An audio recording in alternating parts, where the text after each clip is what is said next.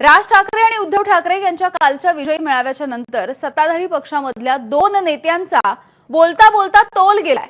मनसेच्या आंदोलनाची आशिष शेलार यांनी थेट पहलगामच्या हल्ल्याशी तुलना केली आहे, तर दुसरीकडे शिवसेनेचे आमदार संजय गायकवाड यांनी त्रिभाषा सूत्राबद्दल बोलत असताना महापुरुषांबद्दल वादग्रस्त वक्तव्य केलंय। या दोन्ही बातम्या सविस्तरपणे जाणून घेऊयात। मनसेच्या एकूणच आंदोलनाची तुलना करत असताना आशिष शेलार यांनी पहलगामच्या हल्ल्याचा उल्लेख केला आणि या आंदोलनाची तुलना केली। पहलगाममध्ये निष्पाप हिंदूंवरती धर्म विचारून गोळ्या घातल्या, इथे निष्पाप हिंदूंना भाषा विचारून चोपत असल्याचं विधान आशिष शेलार यांनी केलंय। तर याला ठाकरेंच्या शिवसेनेच्या नेत्या आणि माजी महापौर किशोरी पेडणेकर यांनी प्रत्युत्तर दिलेलं आहे।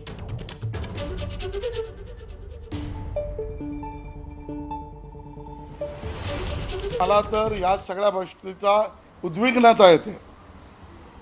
पहलगाममध्ये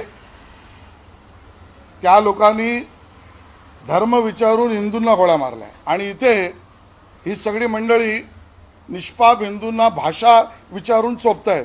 सरकारने तर कडक पावलं उचलावीच। आम्ही सत्ताधारी पक्ष आहोत, मोठा पक्ष आहोत, मोठा भाऊ आहोत, मोठी जबाबदारी आहे। हे प्रकार वाढता कामा नयेत। मराठी माणसाच्या अस्मितेची चिंता भाजपच करील आणि अमराठी माणसावरचा अन्याय भाजप खपवून घेणार नाही।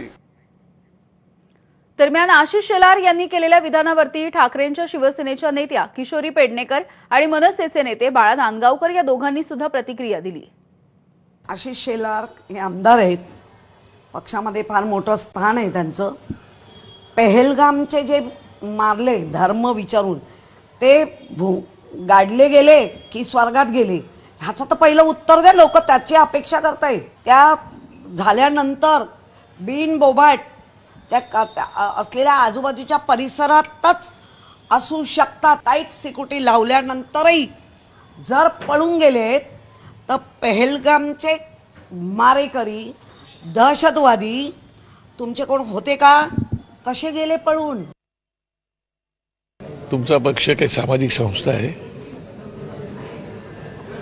तुमचा पक्ष काय करतोय अख्ख्या देशामध्ये? तेच करतोय ना। काय बरं, आता तर निवडणुका कुठल्याच नाहीत ना। निवडणुका असत्या तर गोष्ट वेगळी आहे, निवडणुका नाहीच। तुम्ही दिलं ना कोलीत आमच्या हातात, हिंदी भाषेचं कोणी दिलं? आम्ही काय हिंदी भाषेच्या विरोधात थोडे आहोत।